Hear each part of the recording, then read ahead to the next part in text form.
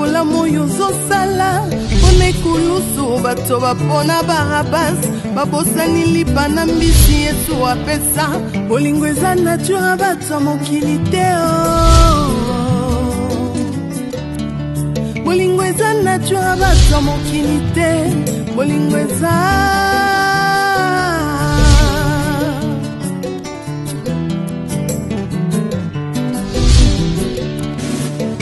bolingo na mitema ya bato ezo dépendre tina oyo ozosalela bango liboso ya Pilato bato bapona Barabas babosani bolamu Yesu asalela bango bolingo eza vraiment nature bato mokili te bolingo eza penza nature bato mokili te bolingo eza yo Yesu.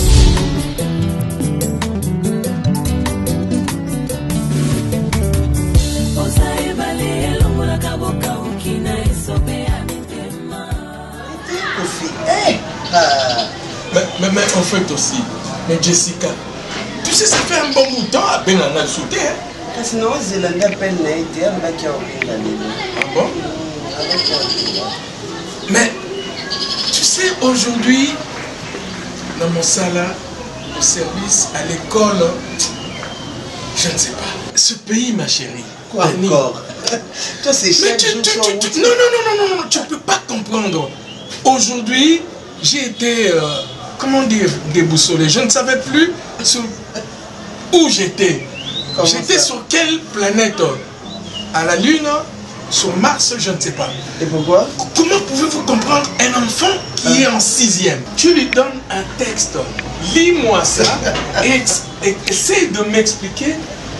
Mais l'enfant est là, depuis qu'il a pris le texte, il ne fait que rouler ses yeux et ça m'énerve. Et à qui la faute?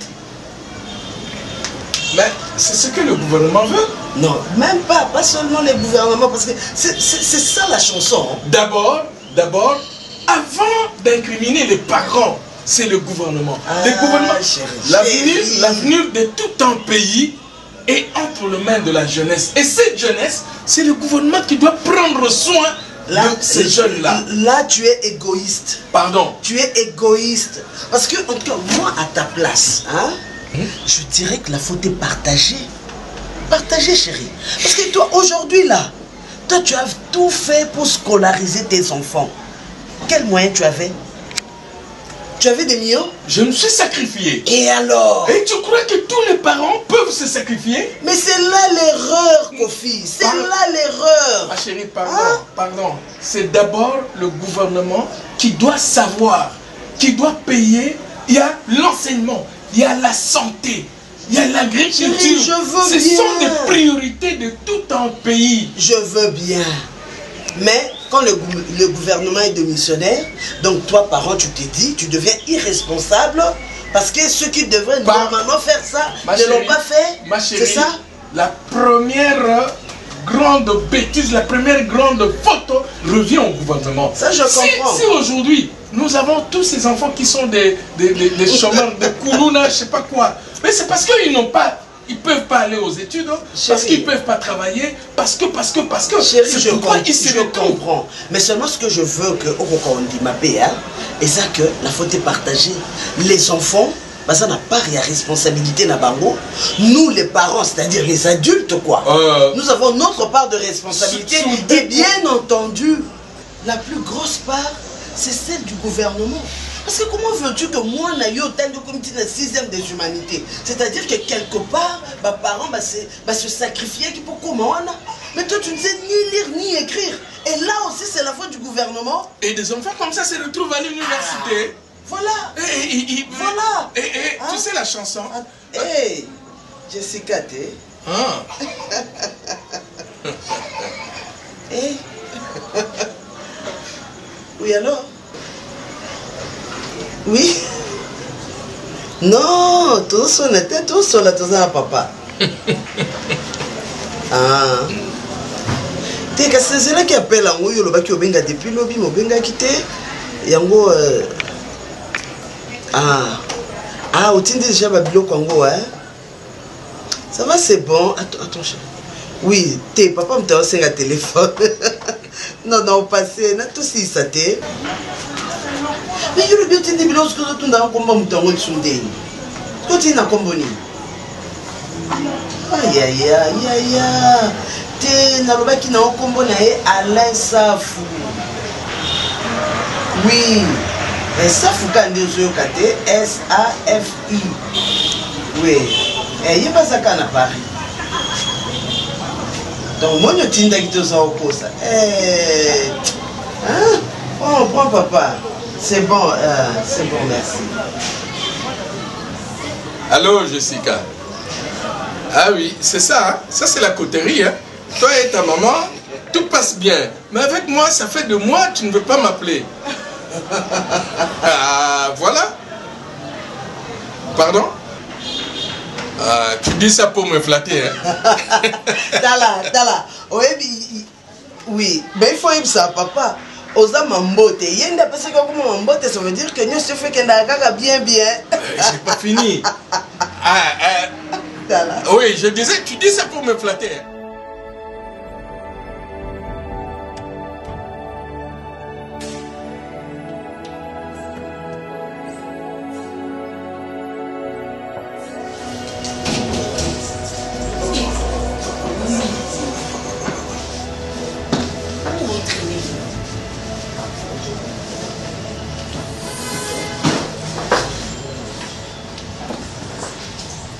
Voilà. Ketia Sumbu Olangi. Oh là là, une belle femme. 420. À partir d'aujourd'hui, Alain 420. On a tiré ailleurs pour te montrer une thèse à la cachée. Non. Ah là là, on va pas pour le mal. Donc, quand on est dans le Sogo, on s'y y a pas dans le Kunga. Il y a pas le Kunga. Ça tombe bien, là, pour moi, le Kunga va dire. Et, on va tout essayer par nous. Nous l'attendons directement. Tu as un bain dans la tête, on va la dire. On va dire, On va pas ça. 420. 420, c'est ma case. Chiffre magique. Là, je te fais un bisou. Yango na candidat qui au même makambo ya pese ngai kana. Mais tous na réunion pour la candidate na biso maman Sumbu Ketia Olangi. Mais na moni bato atemba loki Il faut décorer les bandes. Hein? Non, ça nous très bientôt. Ça le problème. Merci divine et Zaranat. Nous allons vitrer ou à la place à Kito. Allô? Bonsoir. Oh, n'entrez à mon fleuret à Moussika. Bozon, on est au magasin. Oui, c'est au gauche, dans mon c'est au numéro 4. Na gauche. Maman n'a merci divine, on va changer ma vente de banda, on va changer. D'accord. Ok. D'accord. Parce qu'on peut expliquer bien sûr où ta ville. 4 sont des éléments fleuris. Dans le mot qu'on a bango wana kaka. Bon, on a merci divine, gouma numéro 4. Bon, comment coûte barrière t'es à mon fléri? Et nous numéro 4. Va changer en fait 4 banda. Tu vas pas manger maintenant.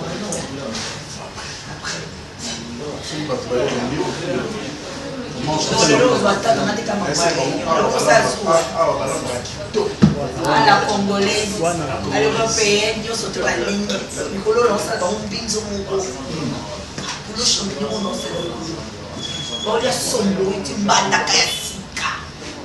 Nous allons surtout à oh, il y a des crevette des alliés à tout dans ça. Notre candidate. Et pour notre amour aussi.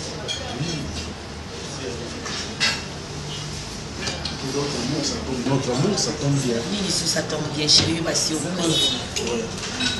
Il faut avoir la surprise. Mais ça, non, il faut avoir la surprise. Surprise à l'eau, il y a sucre. Parce qu'on ne peut pas rester comme ça. D'accord, Amiso. Non, quand on est sauté. On ne peut pas rester comme ça. Donc, un jour, il faut tous aller ensemble. Bien sûr, il y a des souhaits dans moi. Même toi, il y a pour les bon, qu'est-ce qu'il faut? Pas là, moi, c'est ça. C'est sa surprise. Je suis prêt. Je suis prêt. En tout et pour tout. Quand? Ça dépend de ta famille. Famille n'a pas C'est vrai ça. Il faut réfléchir ensemble.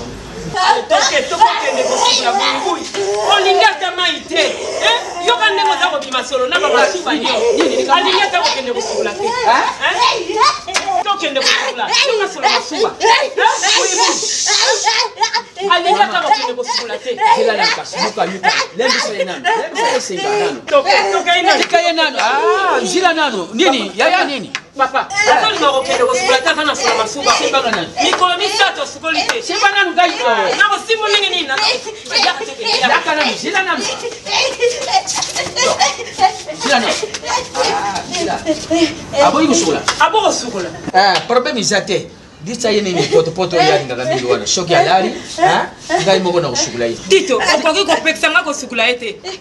ça va. Tika ngai mo na shukula ye. O sukule pona nini? Papa Tito tana efse ko sakana na ngai te. Oyoki ko sakana na ngai te. Okoko monela nga boete. Yona no miso mona kate. Ale ye lisusu oza bokoni ko langa na kati ndako bino mbale. Okende ko sukule pona nini? Mwana ya zaya nani? Ngana yo to buta kite. Lokola buta ngana to bote kingana yoko o sukula ye. Cha ye kuna ngama ona shukula ye. O sukula ye ko sakana ngate papa Tito. Chantal. Mersa ye poto yali nganga mingi. Shoki alari ngai moko na profiter na shukula ye. Tito, et là on y a le ngolo banangai. Nakamata mwana na tikela yo po yo kendo kendo kosukola ye. On ngomo lusangai ni. Mwana yo aza mwana mobali ta aza mwana mwasi ngana tikela yo ye. Po kendo kendo kosukola ye na ndenge ni. Boni konyo ko langai bu. Yo tata aveugle mwana za kizengi. Boni. Tangu nabutaki mwana yo nazaki aveugle. Na mwana kate? Na mwana ka yote? Na mwana ka mwana yote? Bon tangu nakumi aveugle na kumona. Na kumona ni juste na kushukula mwana. Même avec le toilette. Ok, ne kosukola ye. Azala ta mwana mobile te pona tikela yo ye na ko tikelo mwana ya mwasi. Yambinga ko. Yakana ye même ye ta sukola mo. Allez toke. Toke ni. Yakana ye na ko tende wapi? Est-ce que douche yakana ye na toilette. Douche za kuna. Oh. Ngai moko na kushukula komi ko banga shubi nini? Mwana ngai moko mwana na butaki. Yo tata mo mboka matoke ne kosukula mwana mwasi. Boni boni. Allez, yaka tokende yaka. Même. C'est comme on a même dit. On va se connaître sikani. Mon sport. Maman tout bandara ningi salaka prédote. Mais le mibal oui la ka prédote quoi. Et comment moyen mo facile. Et ça bien mais ils étaient que vina na comme chantier mo na vandi ko prédoter ngado comme le quoi que vino et là on mo perroquet no mo kangé na cage donc yoro s'envoler au sein de so ligné donc il y a comme donc prisonnier non papa. Il faut le qu'on a payé prédote paye exactement o mtakomi esclave mo avandité. C'est quoi? Tété chéri. Bilo mi bal beaucoup mama beaucoup na ba jwana mingi. Bal beaucoup na mama mingi. Tu as pleinement raison chéri. Si chéri, moi je peur parce que d'abord tu as pas moi vie. Là on va na 10 ans 5 ans après de temps mon pas moi vie à balo à l'écane kakabo là aussi là. Faites-moi confiance, OK? Parce que perdant moi si ça fait longtemps. Je ne peux pas rester comme ça. Na kulelo na ajo ya ngana vivre no ba mukima kango. Ils ont honoré biso mi balete. Faites-moi confiance. Si on est au brûler l'état, ça dépend de qui. Si on est au banda, normalement ça dépend de toi. La vie au brûler l'état, ça la brûler ça. Mais le côté expert petit souci de ma part, n'a pas moi en bas. Si elle a un fou dans mon abana, c'est pas mal. Dans mon abana, pas la même ça. Ensuite, on met les gens en bas de ngai awa nazala ngana problème te chez romoni lelo mibali oyo bakufisa basi na bango batikala na bana ba mariage po evanda bien eza solide makasi ezala nanu mpe harmonie mpe eza ensemble na bana ozomona po etikali na bana bokoli bana yo moko ke baaccepte mpe mama mosusu ezala facile te donc eloko esengaka vraiment tolukana tomekana komesana na bango eza vraiment important moni biso basi oyo tozalaka biso toevoluka biso moko non débrouille vi na nga lelo bandeko nyonso bazala bango na poto na tikala awa na baactivité nina odébrouille bato bamonaka bazalaka na baimage bapréjugé mosusu so tozwaka ntango toboyaka kotombe na moto mabe yango moninga navandaka avant yo souci na ngeza kike nakutana moto ya malamu naza nanga presse te libala eza course te eza défi te eza fête anniversaire te tant tobalana eza te kipo todivorce tobalana pour la vie. Alors faut faire un bon choix pour vivre bien la famille.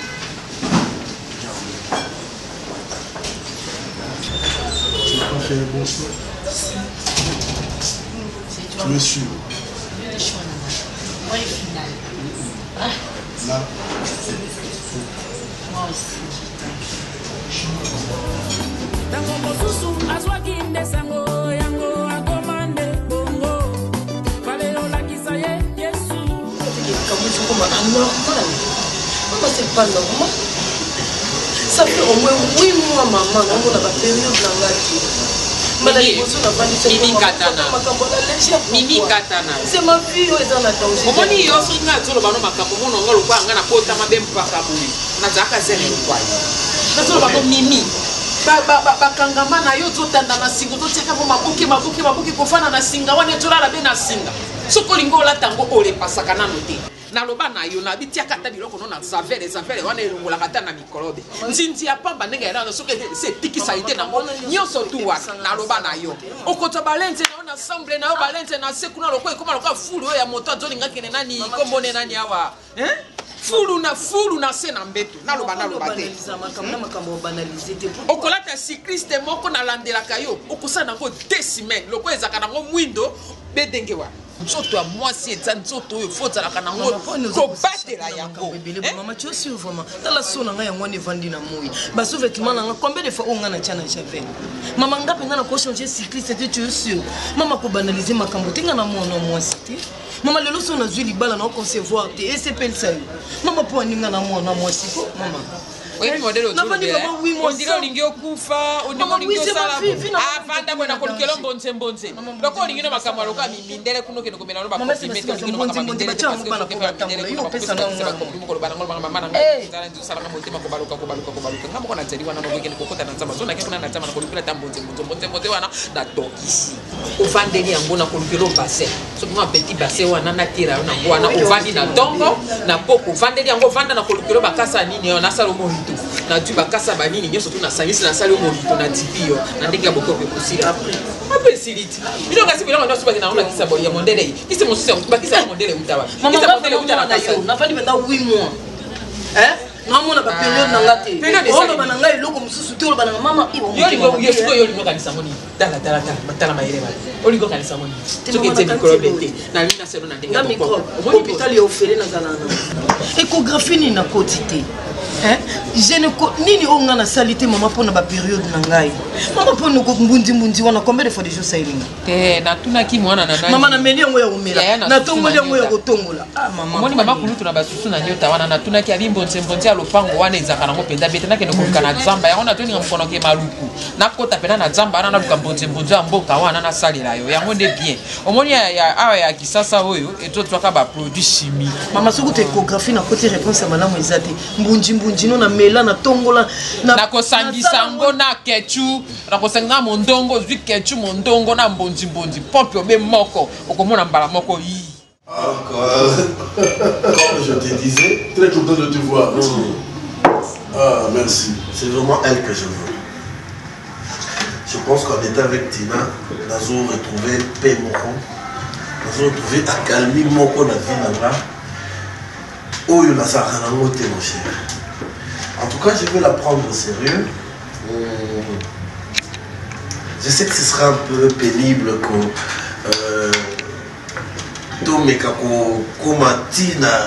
officialisation mais du moins je vais faire un pas coutumièrement parlant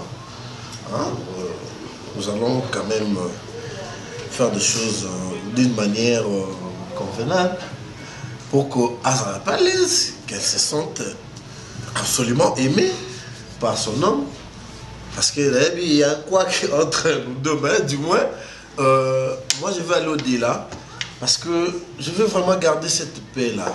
Je sais qu'il y a un quoi, mais du moins je veux vraiment que Tina soit à l'aise, qu'elle se retrouve dans sa relation. Parce que je ne veux pas aller par 3-4 chemins. Je t'avoue que je l'aime indéfiniment. Ok. Merci. J'espère que tu es d'accord avec moi, chérie. Tu as aimé, non? Ouais. Oui. Je te disais. Ah, je connais bien la personne avec qui je vis. Los. Oui, bien qu'il ait une réponse. Sans doute. Mais, il sera au Betty, au Betty de présenter la campagne, Alain. Oui, c'est mon ami intime, mon frère. Aza, mon calboso, tu es présenté là, au Betty, au Betty, après mon solo, au Betty, alors. Non, mais il est différent des autres. Et puis là, nous allons. Mais ça, quand même, le solo. Là, on va plus loin maintenant. Ah, le salon. Oui, madame. Je ne suis pas encore madame. Je suis encore mademoiselle. Ok. Là, au sein de l'ensemble, un jour, on a comme madame. Discours au Los Albeta. Donc, il y a un discours au nom de Lukamotro. Oui, ça fait une année. Tous en année dans la relation prise. Bon, mais puis que Los Albeta. Donc, un jour, comme nous avons signé un date. Et puis, il y a un peu de temps, il y a un peu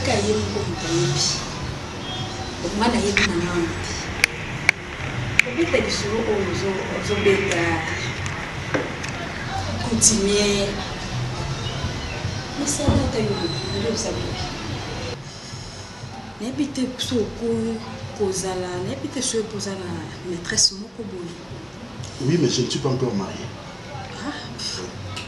Vous en avez bien, maîtresse? Oh non, non, non, non, dans la maîtresse, mais dans la fiancée.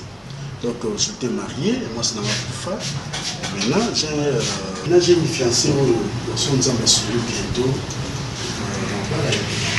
Et c'est bien parce que nous, toi, fan de Ménéo, nous avons eu le problème de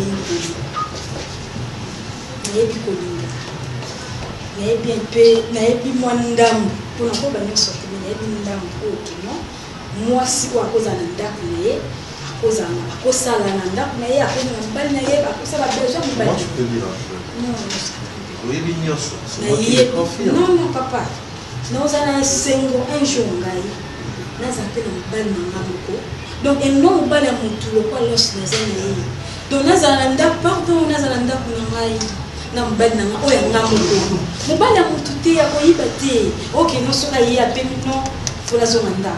non. Pour ça, nous avons un jour. Nous avons donc, il pas jamais que ça le matin. Bébé.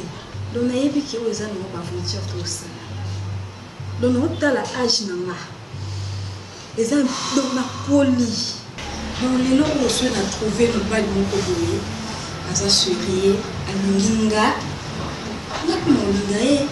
Donc, quand ta relation oppose à nous et bon, de la mission est de côté. Qu'est-ce que tu veux insinuer? Non, papa, est-ce impossible de yo balanga? Pour nous enfants la deuxième femme t'es. Jamais. Est-ce que toi tu sais au moins ce que Dieu prépare pour nous dans la vie? C'est ça que tu le sais? Les années. Non, pas profiter. Écoute, les pensées de Dieu ne sont pas celles des hommes. Ok? Mais le lobby, quelque chose peut se créer là et puis tu es chez moi.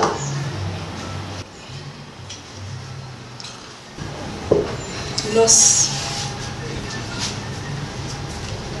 Moni, naza na droit ya osala vie oyo ozosala elelo so oyoki nga na bali kozwa mo problème te kosala mo problème te misali est-ce que la mobile m'avait non, non. Non, non, non, non, pas du tout. Mais ça, quand juste l'eau, ils ont un thème là, ça qui est là, du salon. Je m'excuse.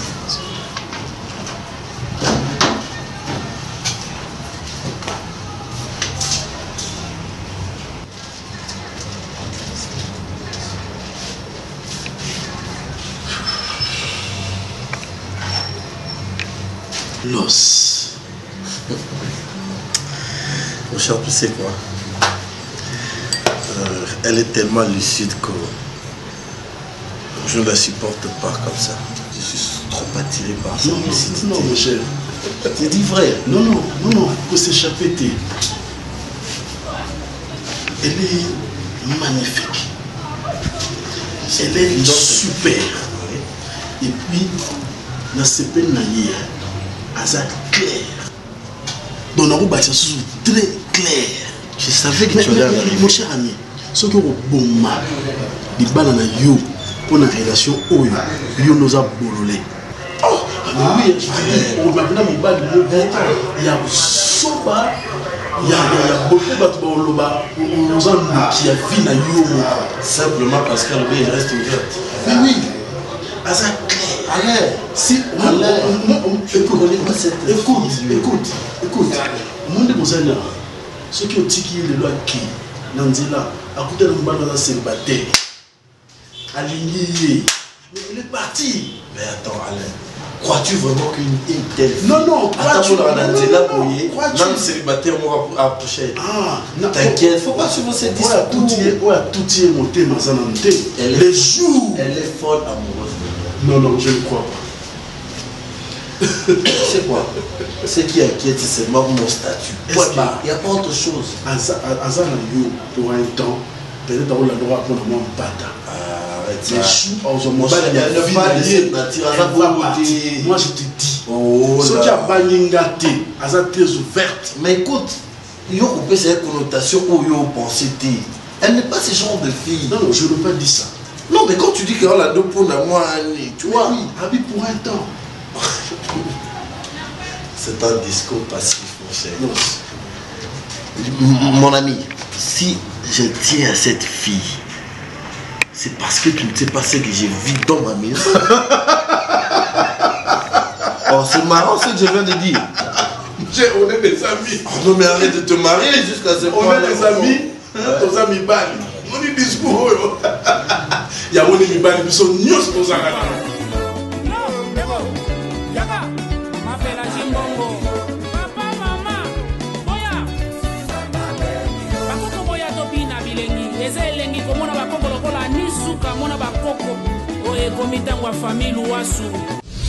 Limbondo.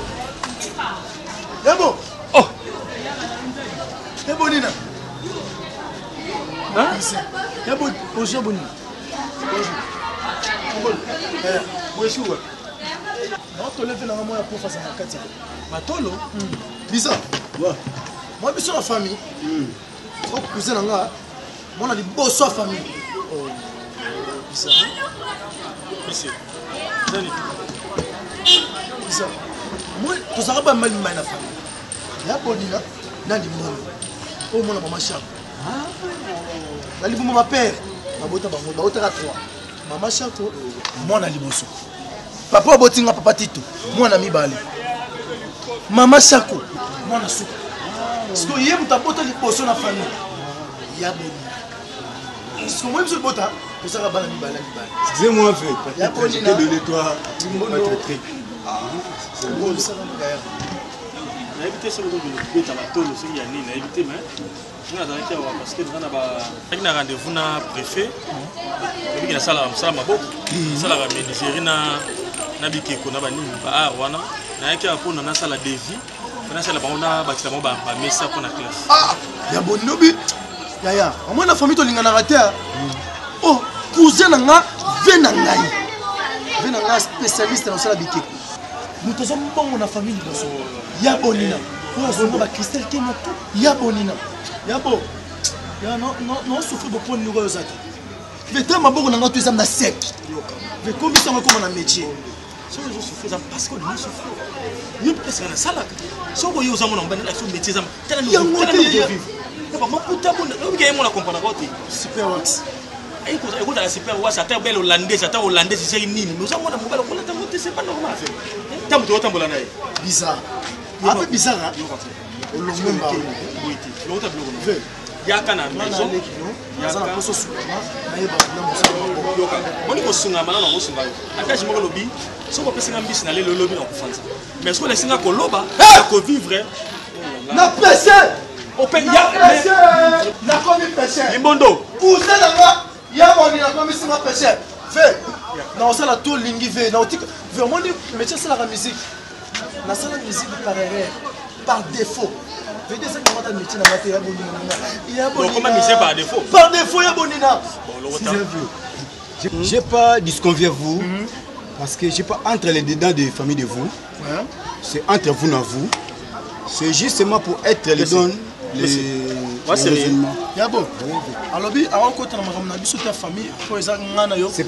C'est par rapport entre les idées que le boulot. Si aujourd'hui il est le boulot, ça pourra être le bien peut-être les autres hommes.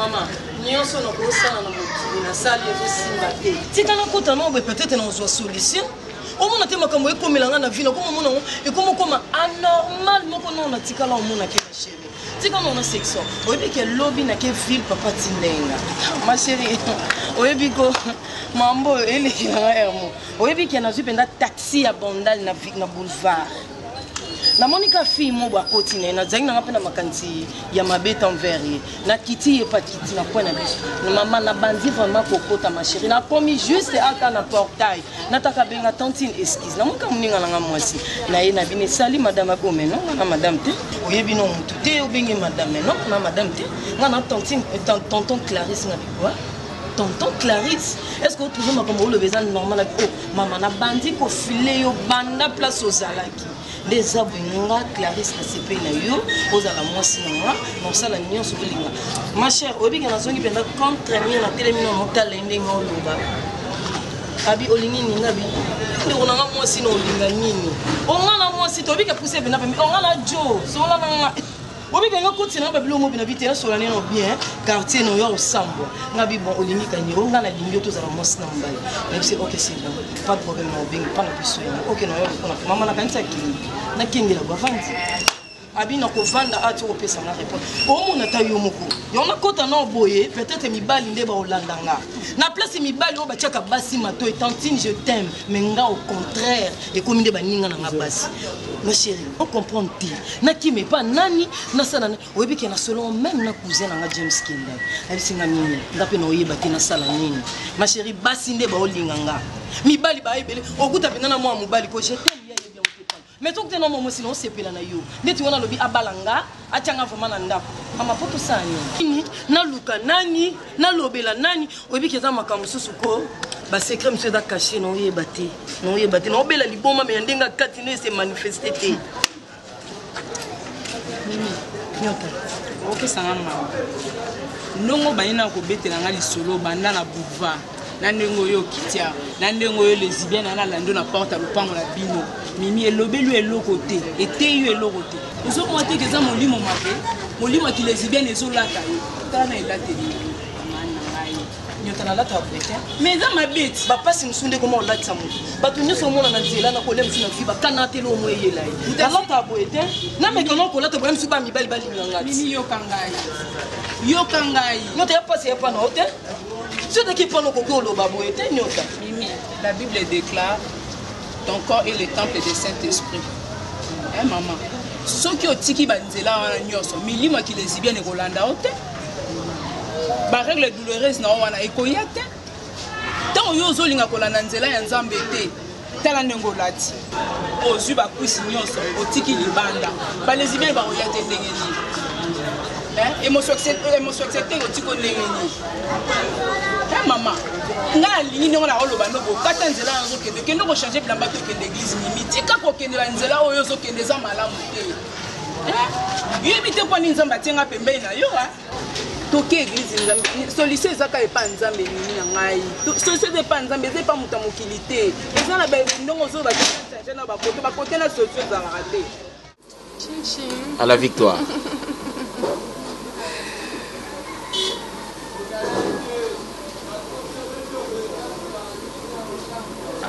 Je peux? Non, non, ça va.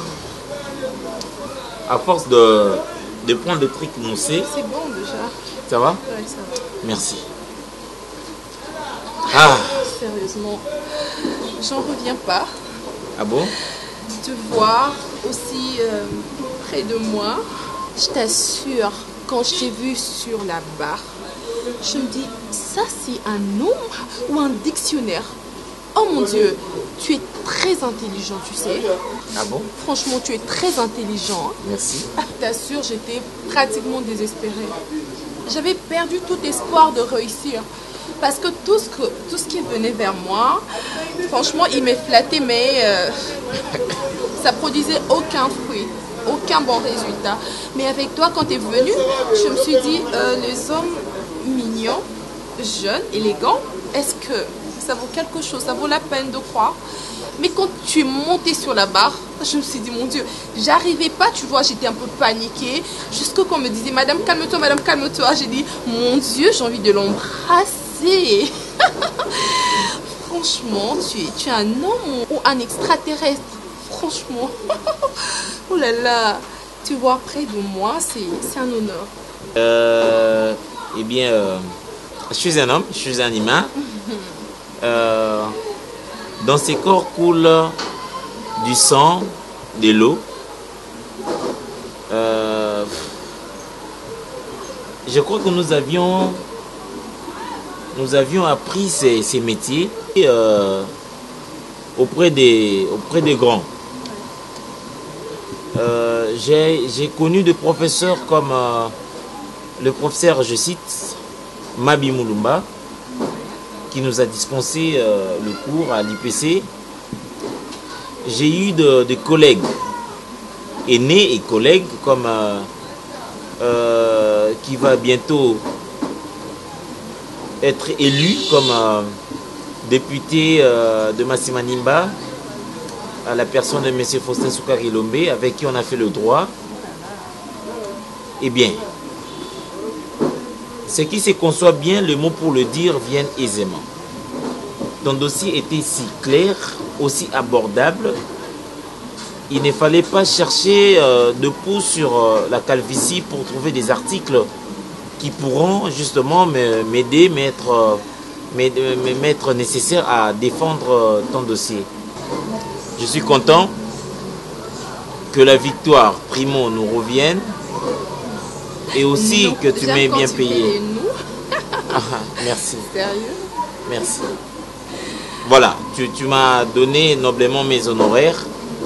Je te remercie. Raison pour laquelle je répondu favorablement à cette assise. Merci beaucoup.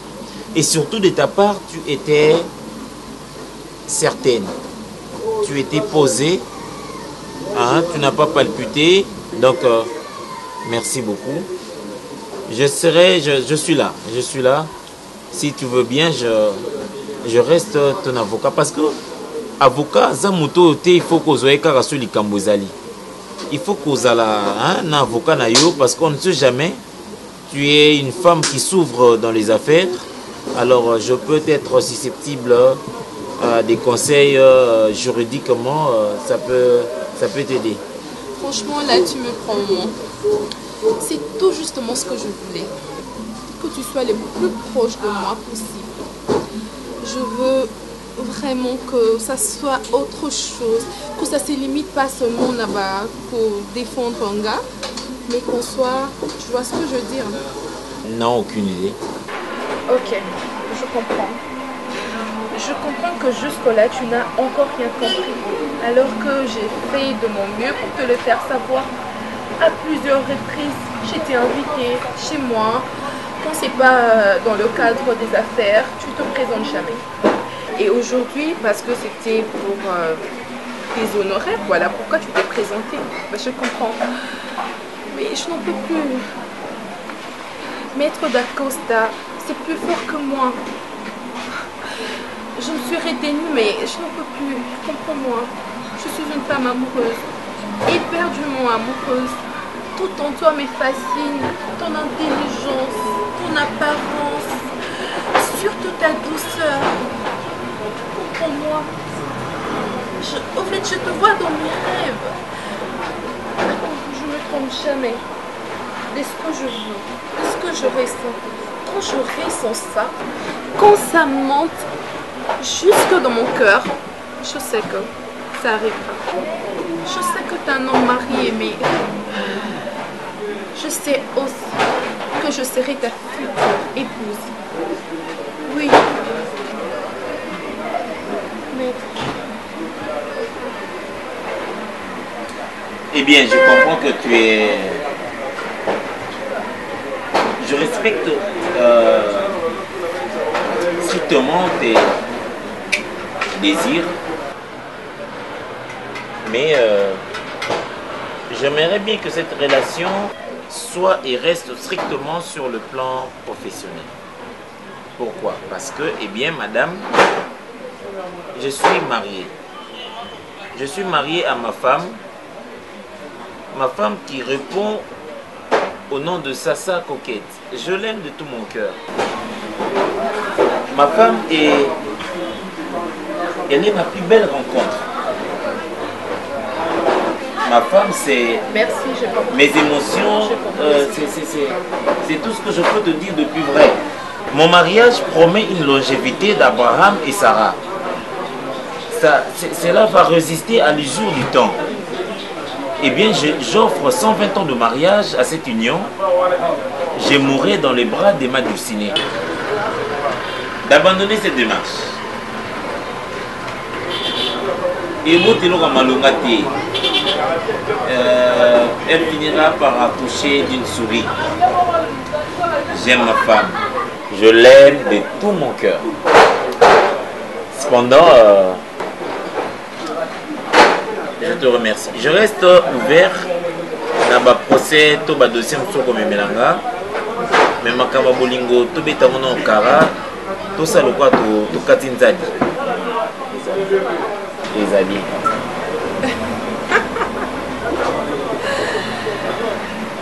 Maître d'Acosta.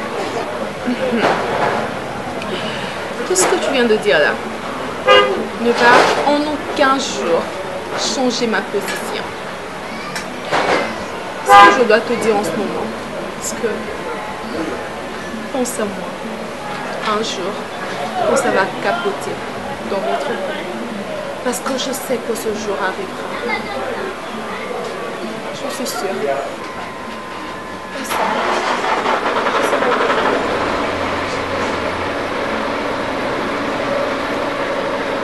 Trinquons à ton échec. Je parie ma vie que ça arrivera.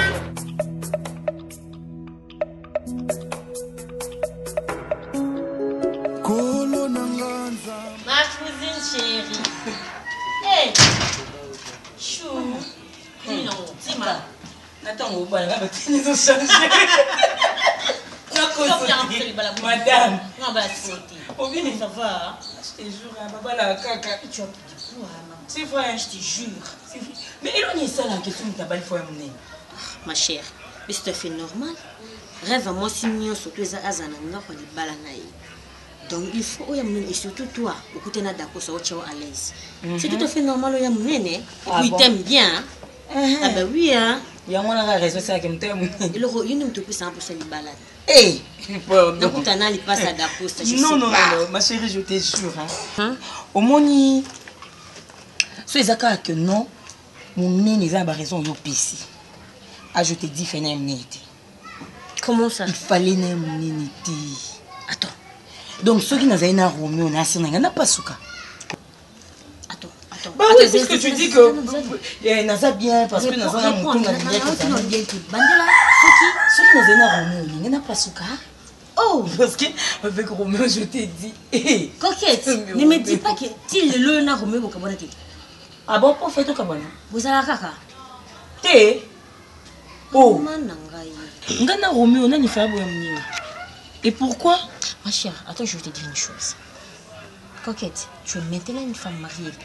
Tu es un homme qui t'aime de tout son cœur. Ah, tu es à l'aise. Regarde comme tu es devenu. Tu as une très belle maison. Parce que Yébisanga, et là qu'on nous a dit ça au Roméo. Ma chérie, Cardozo, tu as raison. Je dirais même que tu peux avoir raison. Mais tu as aussi tort. Tu sais, Dacosta, c'est un homme. Dacosta a bien. Je ne dirais pas que Dacosta a Mobali Mabé ou Dacosta, non. Dacosta a bien, c'est un homme. Et Dacosta est anglaise. Voilà, je le sais. Ok. Mais Dacosta Azuzanga eloko moko o Roméo Azana. Et c'est quoi la chose? Voilà. Donc Roméo Azana eloko Dacosta Azana ngoti. Ezamo lo mo ya mukie. Ya mukie. Ma chérie, Azuzanga côté moko brutal. Dacosta est trop doux. Et comme il a un handicap, tu sais, il s'est trop accroché dans le soeur. Il dit, tiens, il manque ses côtés animal. Hein? Oui, ses côtés animosité, moi, exaté. Tu sais, le jour où tu as remis la lettre à Roméo, c'est ça qui te coûte à Nina. Cardozo. Oui. Non, je te jure. Roméo me tue. Alors, on est dans la ceinture. Yo.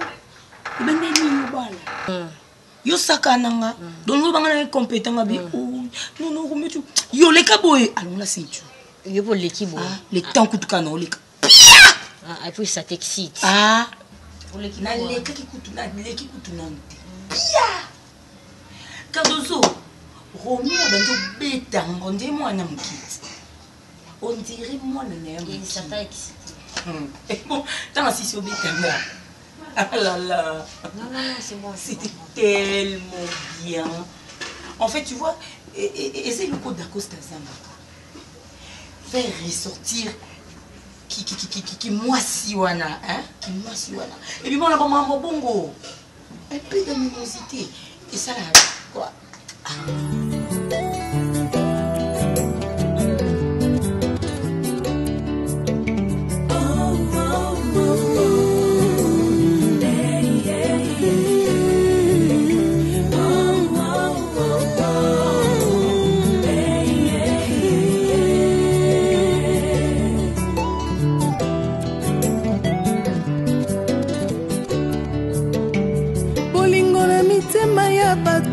Ne dépend pas na bolamu yozosala pona ekulusu bato bapona barabas babosani lipa na mbisi Yesu apesa bolingo eza nature bato ya mokili te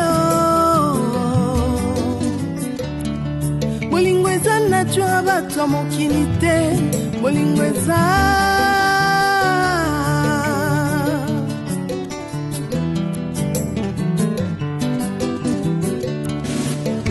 bolingo na mitema ya bato ezodépendre tina oyo ozosalela bango liboso ya Pilato bato bapona Barabas babosani bolamu Yesu asalela bango bolingo eza vraiment nature bato ya mokili te